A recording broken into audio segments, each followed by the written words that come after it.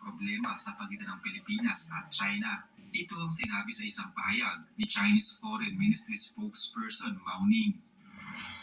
Matapos na magbigay ng assurance, si US President Joe Biden ay pagtatanggol ito ang Pilipinas sa pag-atake ng ibang bansa, kasunod ng pagbangga ng mga barko ng China sa supply boat ng Philippine Coast Guard vessels sa pinahuling resupply mission ng Pilipinas sa Ayungin Shoal.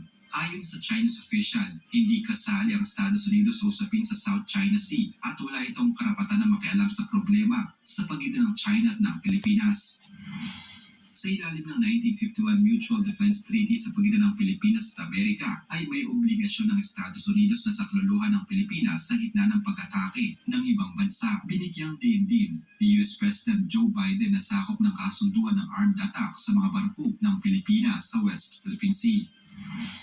Dahil sa tensyon na ito sa pagitan ng dalawang bansa, marami ang nagiging spekulasyon ng mga eksperto sa kung ano ang susunod na mga mangyayari. Ang China na nagmamatigas pa rin at inaangkin ang mga teritoryong hindi na nila sakop. Ang Pilipinas na patuloy na ipinaglalaban ang kanyang teritoryo at ang Amerika na pinaninindigan ang kanilang pangako na pananatilihin ang kapayapaan sa karagatan na kanilang sinumpang tungkulin.